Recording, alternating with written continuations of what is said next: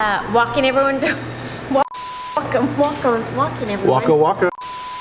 Welcome everyone to Walking After Whiskey. I'm Shorty. And I'm Travis. We're gonna break down your latest episode of The Walking Dead tonight. We're also going to break down some top shelf whiskey. Maybe not so high up on the shelf, but definitely on the shelf. Yeah, I've been warned. We're breaking down Wild Turkey 101 tonight. Oh, can't wait. And what episode? We're breaking down season 9, episode 12, entitled Guardians. That's right. Here's your shot, Shorty. This is gonna hurt me. It's gonna be a good review. I can already tell. Yeah. Let's get to the review. All right. Cheers. Oh, wait. This is our Mardi Gras edition. Mardi Gras, bitches. Mardi Gras edition. Tomorrow's Fat Tuesday. We're doing Super Fat Monday. Show us your boobies, everybody. And if you're a guy, show us your boobies. Same things. Or not. Oh yeah, this is gonna be great night.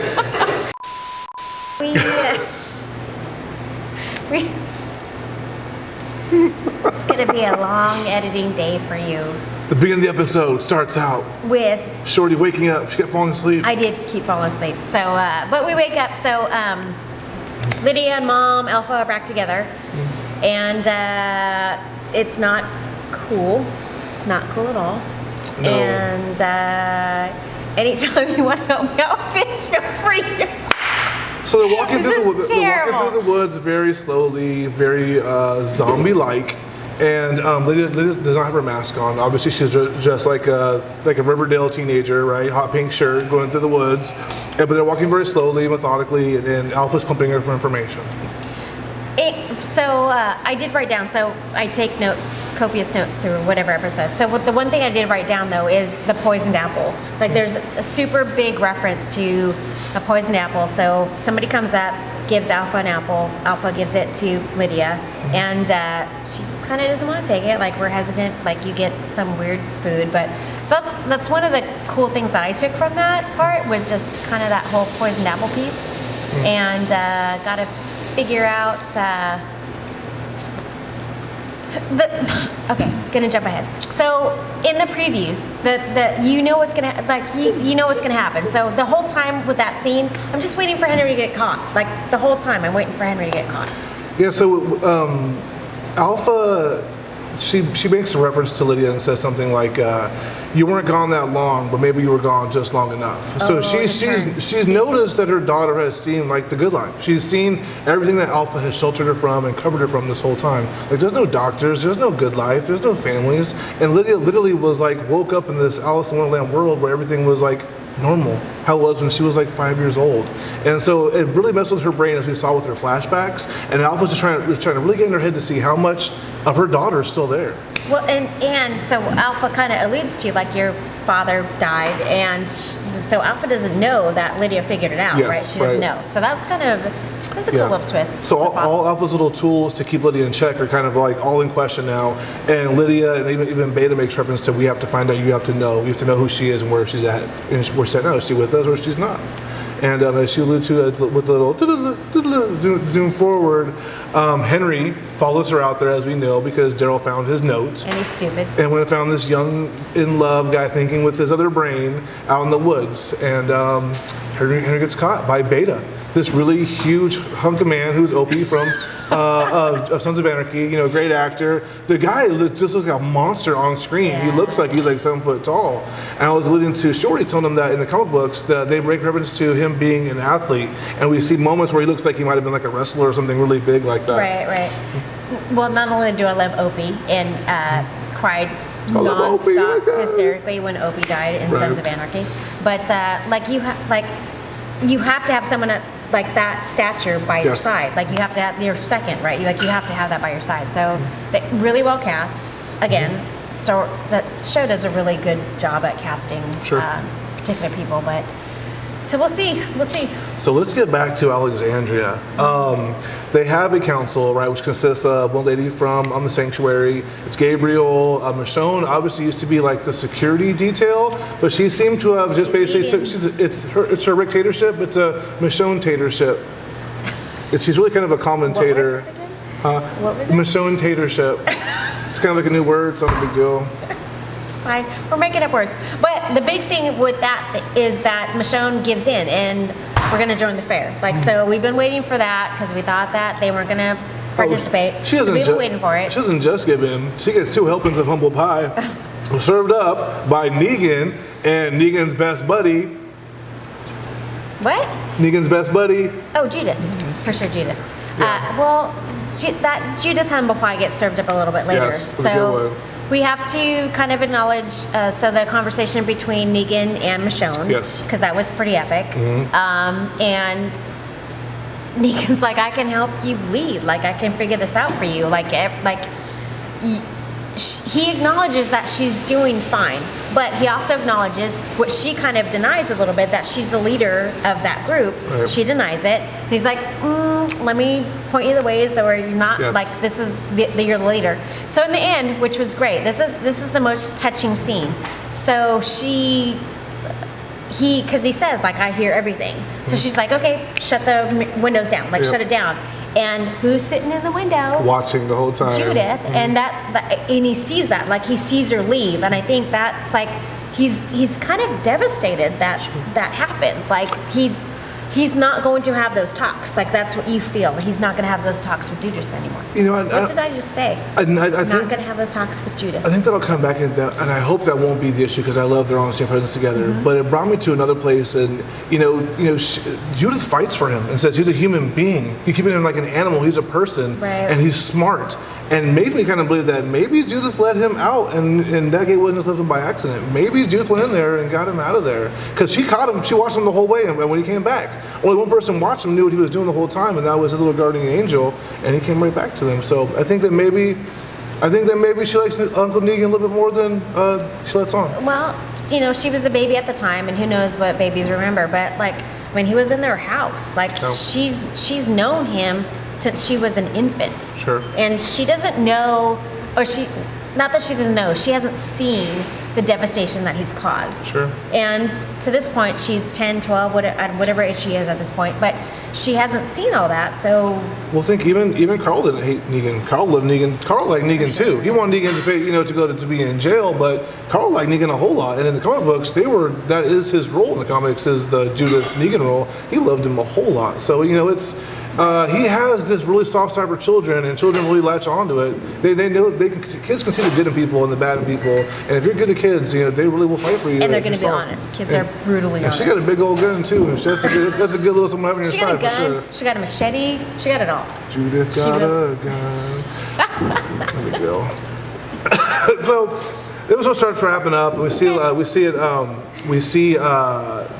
this is the craziest part. It says she had to wake up for when the Whisperers got attacked by zombies, and it was this huge hubbub.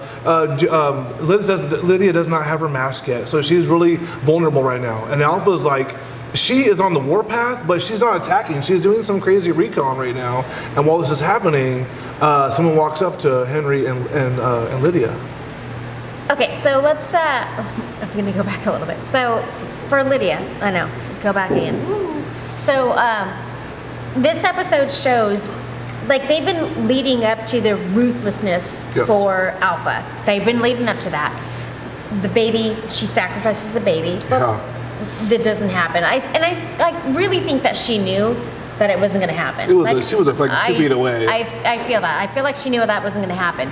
But the ruthlessness to the people that were kind of going to go up against her, I mean, I'm going to, like, whatever challenge to the Alpha it wasn't going to happen. Like, it wasn't even a fair fight. Like, she came up behind that poor woman and just chopped her effing head off. Yeah, that was nuts. Like, ridiculous. And whoever that person was is witness to that. But there's not a fight. Like, it's an interesting view into what? Display of power. Yeah.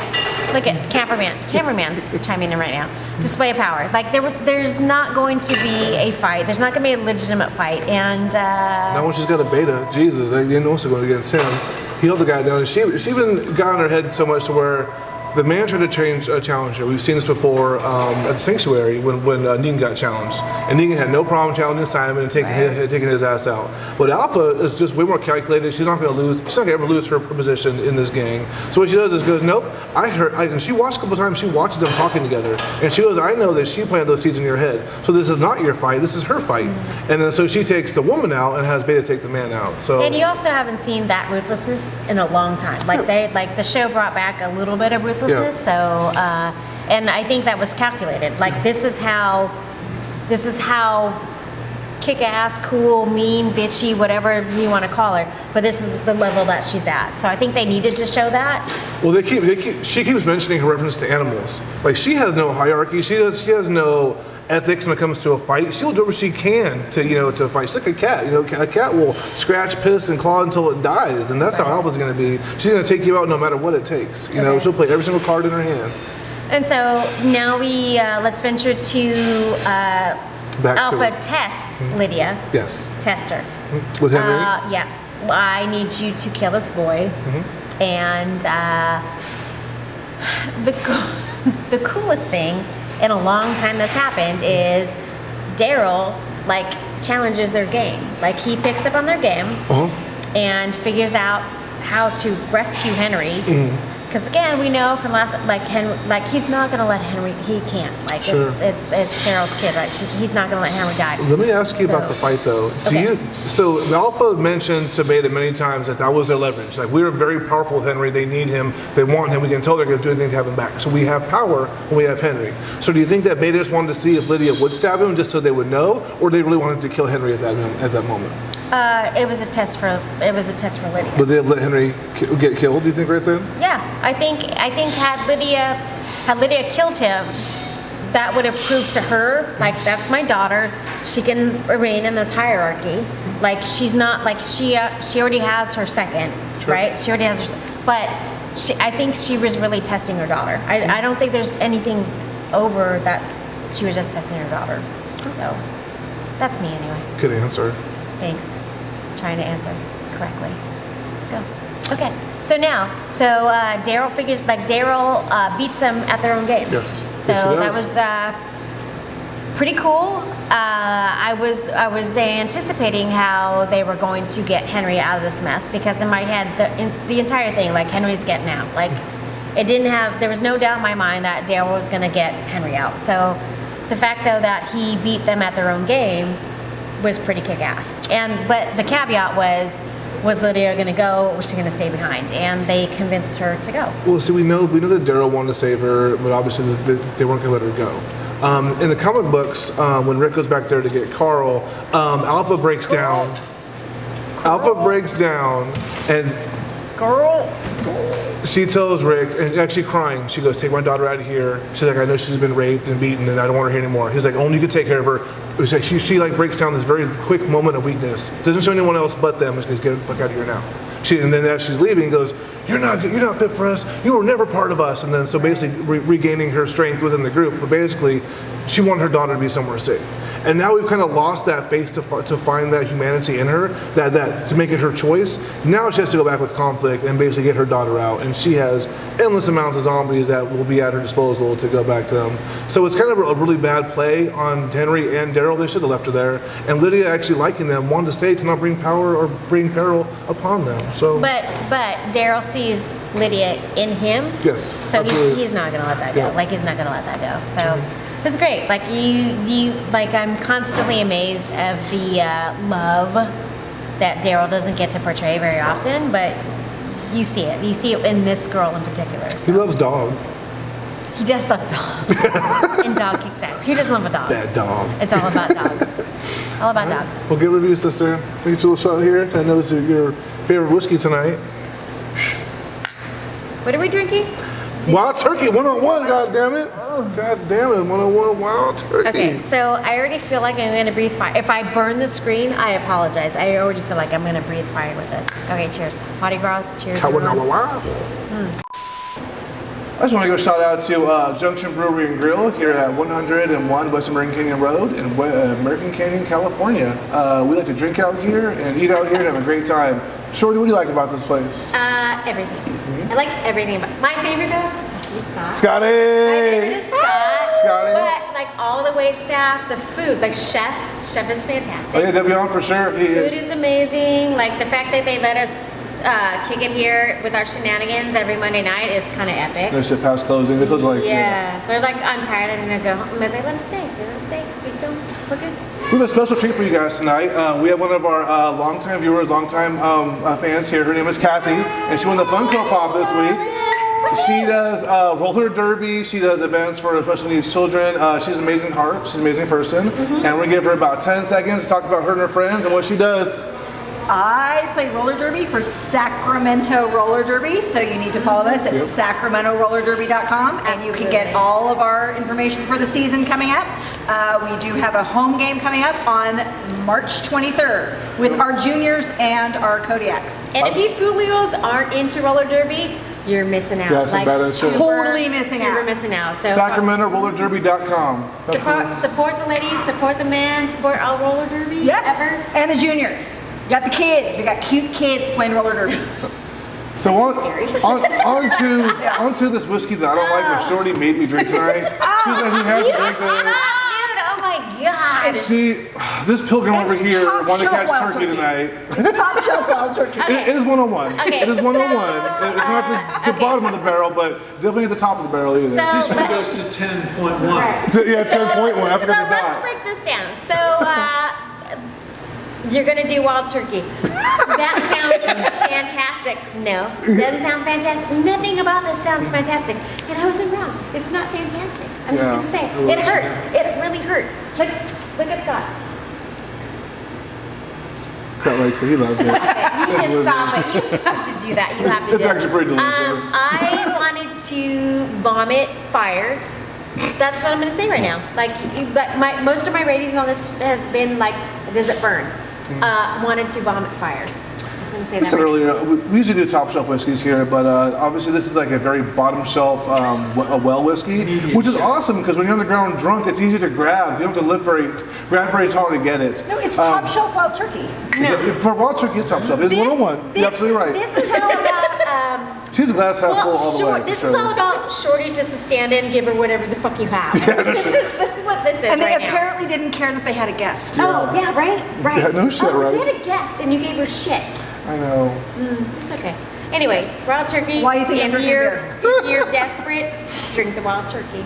Thank If you, you're not guys. desperate, drink beer, drink rum. Thank you, Kathy. Bye, guys. Thank you. Happy Fat Monday. Happy Fat everybody. Monday. SacramentoRollerDerby.com, bitches. Bish, catch me outside. All right. Thanks, Kathy. That was awesome.